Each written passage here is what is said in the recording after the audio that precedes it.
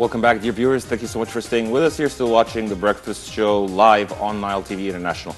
Dear viewers, during the past week or so, consecutive events took place that had changed the world and its look or its stance towards terrorism. And also, Egypt had witnessed one of these tragic events in Sharm el-Sheikh, the plane crash, the Russian plane crash incident. And since then, some Western media outlets had launched a ferocious war on Egypt, and they jumped to conclusions saying that it was a terrorist act and so on and so forth. We're going to be talking in this segment about the role of media in combating terrorism and the importance of media, and to shed more light on this topic, we're most delighted to be joined by Mr. Adel Darwish. He's a UK-based parliamentary affairs journalist. First of all, good morning, sir, and thank you so much for joining us on The Breakfast Show. Thank you, it's an honor. Good morning, sir, and welcome to Egypt. Thank you. Sir, do you think the media is capable of affecting people's views, whether negatively or positively? If you talk about the print media, the newspapers, in general, vast majority of people, I'd say 95% of someone would buy a newspaper not to learn something new or not to get news, but to reinforce their view of the world, to assure himself or herself that the world, when they went to bed last night, is the same this morning. So if he's a Republican, he will read the Republican newspaper. If he's a monarchist, he will read the Daily Telegraph because it's pro the Queen, pro the monarchy, anti-European Union. If he is green or she's based a feminist, on his appeals, he will read the Guardian and so on. And that's sort of the managing editor of a newspaper will always keep that in mind. Television stations also more or less the same, but also we live now in an age where people get news as it happened. It's negative and it's positive. And as it happened, yes, that's what's happening. And then obviously the newspapers and other current affairs programs like yours would give the analysis and background. When CNN started this trend about 30 years ago, then followed by everyone else, yes, it is as it happens. The negative is there isn't enough preparation, not enough background, and as you correctly said, people would jump to conclusion because they don't know enough about the background. So, sir, your evaluation to how the foreign media had or interpreted the events that took place in Egypt, and I mean namely Sharm el-Sheikh, the tragic plane incident. I mean foreign media, non-Egyptian media? Yes. Yeah. Well, again, I can speak probably about the Anglo-Saxon media. Obviously, it took few days to establish what happened. I mean, I was looking on Facebook last couple of days, and some Russian people were very upset. They said, why everyone profiling their Facebook with the French colors, the white, blue, and red, while 224 Russians died, no one did. And people also in Beirut. What people were answering, well, they did it here in the pyramid the other day at the three colors. But the answer given on Facebook, they said, well, no, it took us few days to start thinking of a terrorist act, of a bomb. So I'm saying is, it didn't happen the first few days. I mean, it happened on a Saturday, and people would say, mechanical and so on. And there's something here, as a journalist, I would always say, but I'm an older generation, I would say to younger ones, okay, check first with the meteorological office, with there a storm there, but with the weather condition. Let's check with let's not jump into conclusion. And in fact, it takes them few days to establish what happened until the balance of probabilities were actually shifting into it could be a bomb terrorist act. Sir, how can the media affect or how can the media counter terrorist or extremist ideologies? Well, I've always got this question actually from outside Britain. We have to be humble as a journalist. We have no role. Our job is to tell people what happened yesterday, because I'm print media, you people tell people what's happening now as it happened. I don't think we really should have a role. This is a role for the school, for a church, or for mosque, or for parents, and so on. But if we stick to facts, if we be factual, and obviously we have the op-ed page, we have the opinion editorial page, where then people can express their views and opinion, and that is actually the role there. But I think we are guilty as journalists. We tend of exaggeration because it actually sells newspaper. If I say Qasr and Nile Bridge have no problem and the traffic is, it's not news. But if the traffic is jammed and no one is passing, then it's news. So yes. That's how we Sir, moving on to the visit of the Egyptian president to the UK and his meeting with David Cameron, and also speaking about how do you evaluate the decision of David Cameron banning travel, issuing a travel ban even before meeting the Egyptian president? How do you... Right. There's three parts of this question. I can explain the types of visit, or I can talk about the banning. So which one you want to start with? With the ban. With the ban. As we're still in the evaluation of what happened, there were three sources of information going at parallel time. The investigators who already found the black box, they were all silent. But the Russians on the ground had access, and the Russian television had more access than anyone else. And they were starting getting their conclusion. If an explosion happened, you see things are scattered into the outside, and with a burned engine. The second source was something called GHQ, which is a center that listening to every conversation happening, and they were monitoring all this chatter going on between these terrorist groups, the Islamists in the Islamic State, we call it Daesh, in Syria, in Raqqa, and those in Sinai. And then they already put a claim out, but they were listening to the conversation and recognized the voice, someone was speaking from a city called Birmingham accent, which is like Domiyat accent. And they could listen to him, and they started thinking, these people actually have done something, because they recognized certain things. The third one were actually a British team working with Sharm el-Sheikh airport people. The Sharm el-Sheikh airport people gave them a video of the CCTV cameras. That video was shown to number 10 Downing Street, the Prime Minister's office, and it showed, I'm afraid, lack of security. You see, after 9/11, people were focusing security on the luggage, explaining investigating what you have in your pockets, if you take liquid or so. No one was focusing on the security of people working at the airport. So you have the luggage handlers, people walking in and out without anyone checking on them, 3 different doors, one going into the hangar where the aircraft is, one into the hall where people are, and one is outside with the service, and no one checking on them.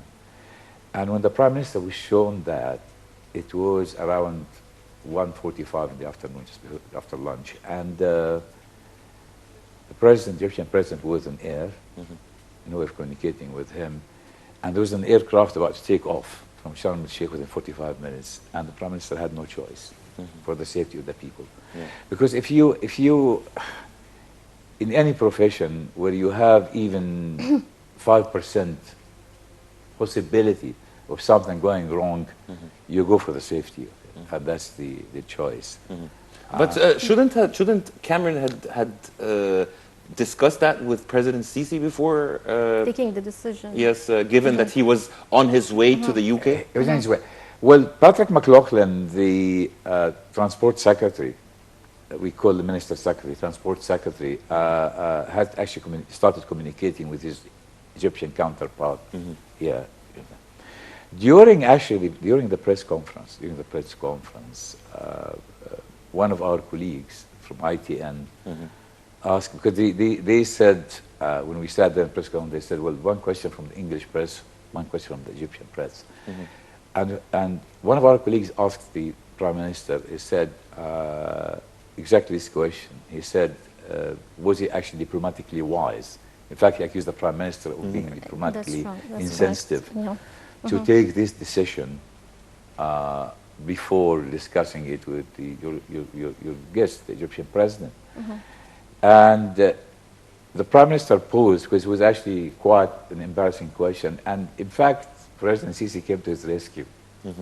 Although the question wasn't directed at the Egyptian president. He responded, the President Sisi responded to the question. President Sisi responded before Cameron. He said, allow me to in Egyptian, he said, I understand the Prime Minister. In fact, he used a very, very polite Egyptian expression. He said, Dawlat Rais al-Wuzara, you know, His Excellency, the Prime Minister position. I fully understand it, because this is security, he's British subject there, he's responsible for them, as I am responsible for the safety of my own people. And he more or less said I would have made the same decision myself. He said, I fully understand that, because even if you have just a small possibility, chance of something going wrong, you go for the safety first. And in fact, he said, I welcome the cooperation, and I welcome that there's a British team now working with us in Sharm el-Sheikh. I'm very delighted. So he gave the Prime Minister 2.5, 3 minutes to gather his thoughts. Now, obviously, the Prime Minister paid back the compliment, and he praised the cooperation with Egypt. He praised President Sisi's sort of stand and fight against terrorism, and he said he totally recognized that. And then President Sisi, again, very diplomatically, decided to score his own goal. And he said, actually, the cooperation is going on not today or yesterday, it's been going on for years.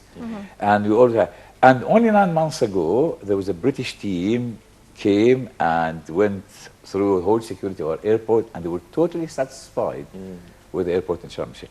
So as we say in the British journalistic expression, that Cameron owes Sisi one, and President Sisi was actually handled it extremely well. In fact, I was quite impressed. You know, he's a gentleman who was until 2 years ago was in the army. Now he's in the top very of politics. Diplomatic. Well, yeah, I mean, to be a diplomat takes years and years of training. So that was quite smart, because but he was with the intelligence. I think it makes a difference. Well, it was on the spot. It was quite spontaneous. I mean, President Sisi was with the Egyptian intelligence, not just.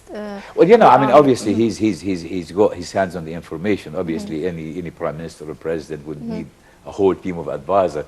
You can't be everywhere in every minute, and you can't sort of check everything every minute yourself. But sir, when similar incidences take place, like in the 1999 airplane crash, Egypt Air airplane crash that took place in New York, we didn't see the world media all attacking New York airport security, for example. I think it was JFK or something.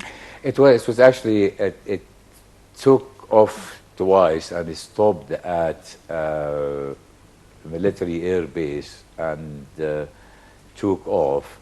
And I think it was more or less the direction was actually, it was a mechanical fault, or was it the pilot himself had a heart attack? Investigations went on, but there was for a long time, accurate and or also sure cause for the crash.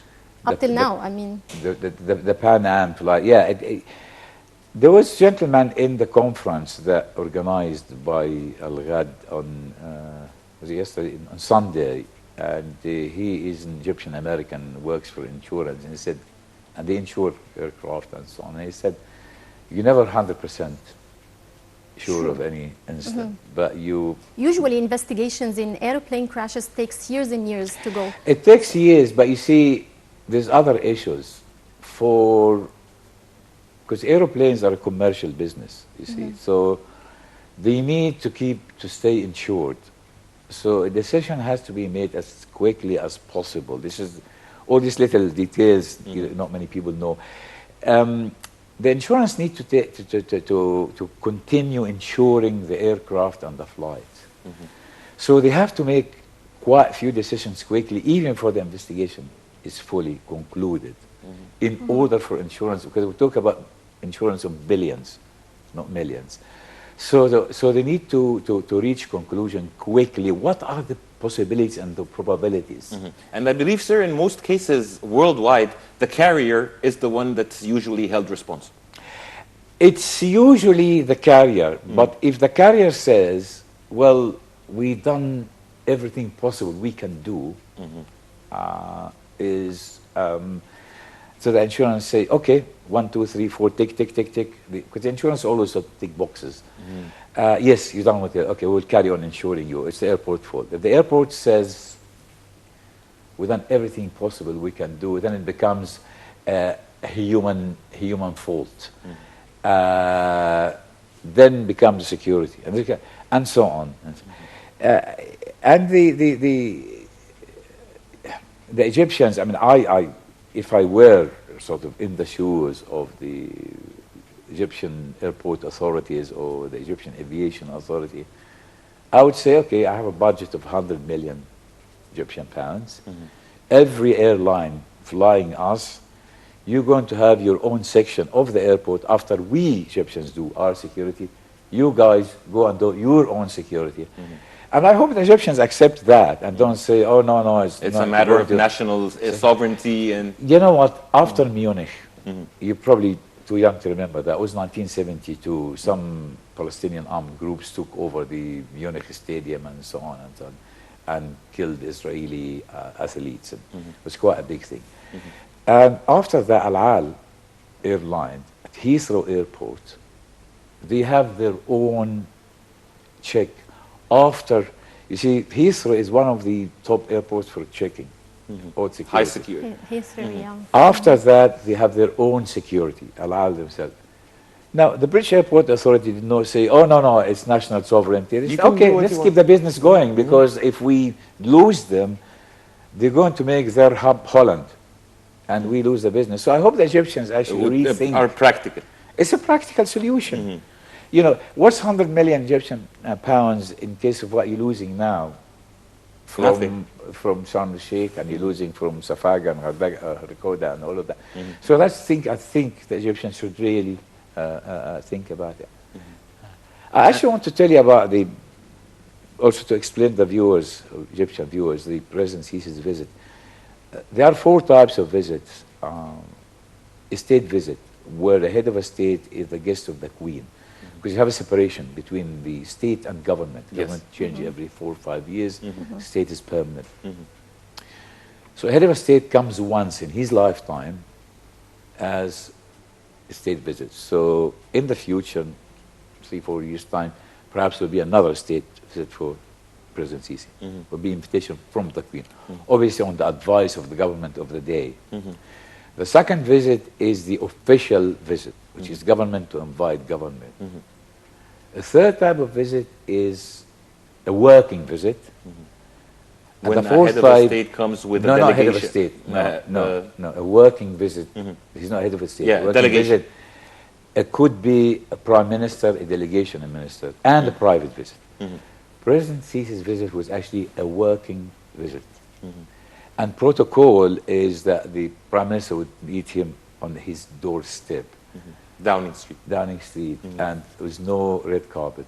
But this time, although it was working visit, there was a red carpet, and if you've seen on television, the Prime Minister walked all the way down the street. So it was really an elevation above protocol. Just explain that to the Egyptians, because I've read a lot of nonsense on social media, on Facebook, about sort of the level of respect.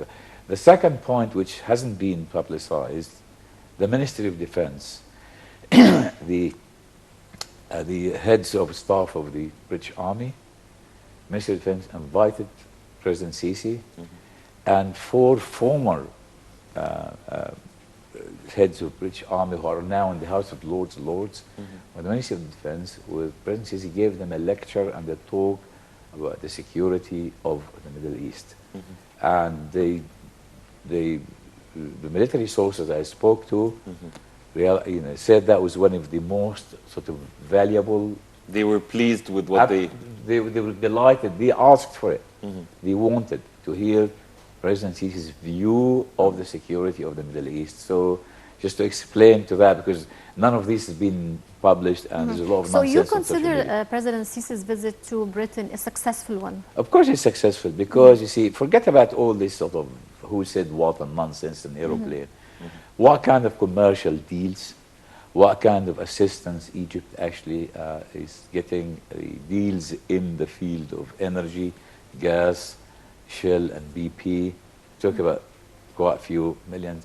Britain is the largest European Western investors in Britain, 2.7 billion pounds every year, exchange of a student, and in the field of security and the lecture that President Sisi gave. So you have to look at it from, like I said, this commercial. Governments are elected because they give the electorate good economic value for taxes, for their money, and that's what it is. You have always to measure success in economic terms.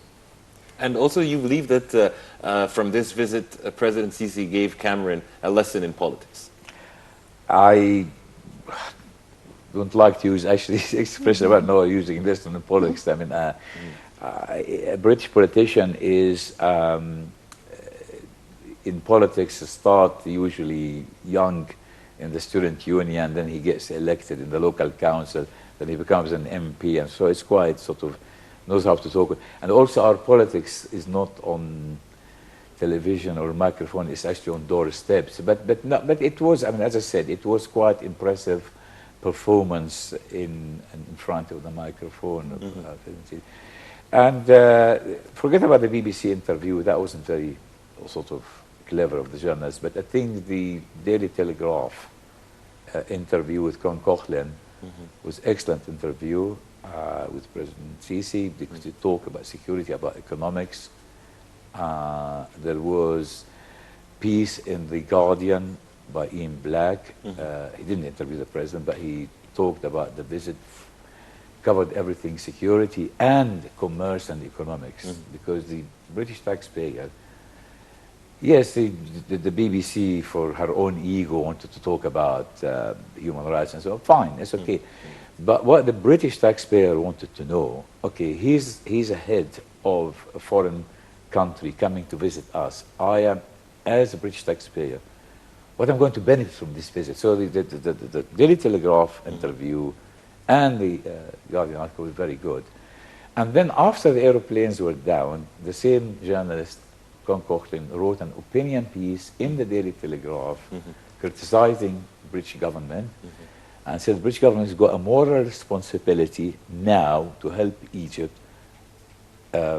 mend its tourist industry and compensate Egypt for what happened. So it's, you see, when you have a fair-minded journalist who came himself giving access to the president, he understood what's going on in terms of security, fighting terrorism.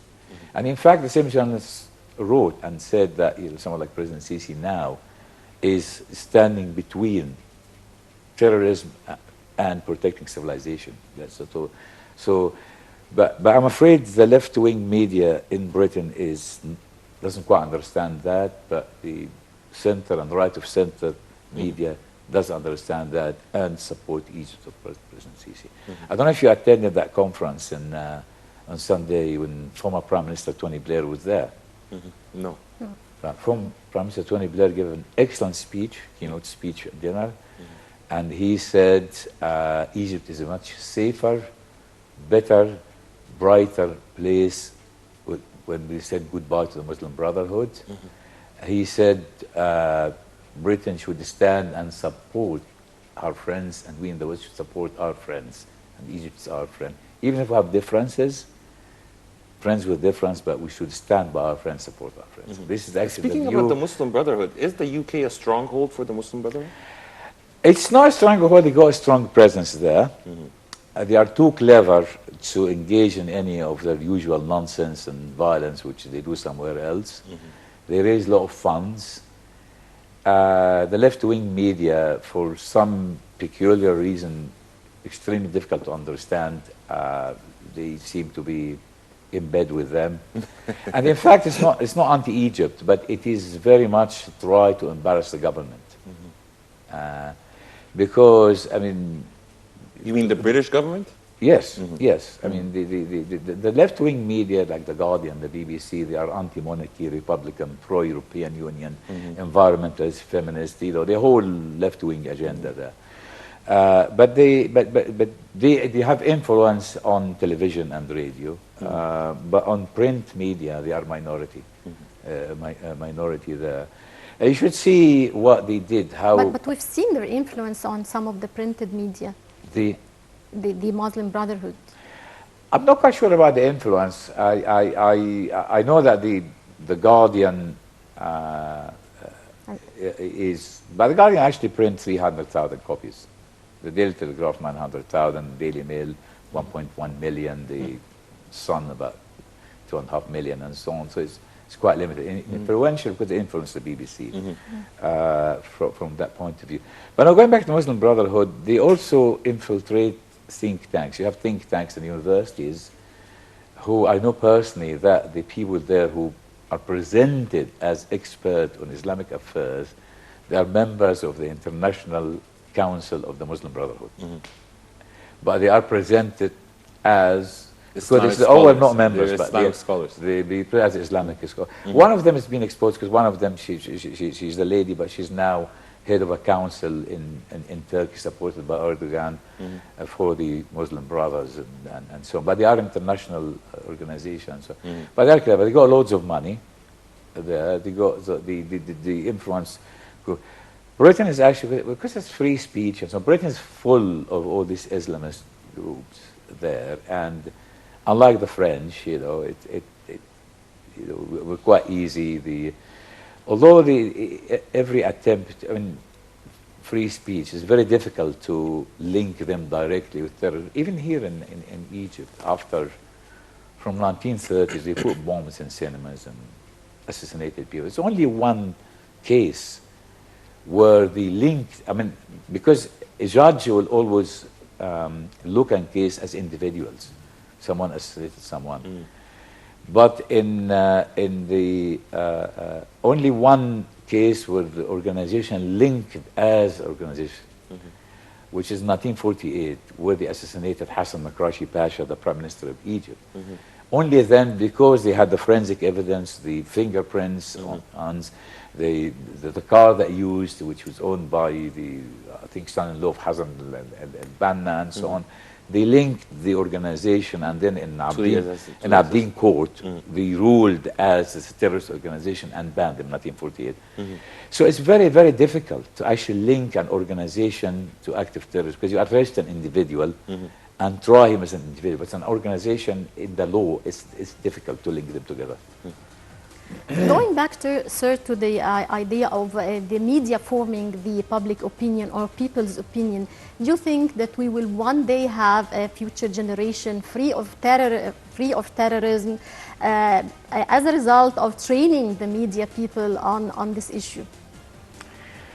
A difficult question. Well, it happens in school. I mean, if you go to the whole area in Waziristan, North Pakistan, they hardly have any media there. I mean, the whole madrasa. So it's a social and economic issue. You have because I remember interviewing President Musharraf in London. It was an informal interview over lunch. And we talked about him, and I said, sir, you know, you're giving $10 billion and so on to...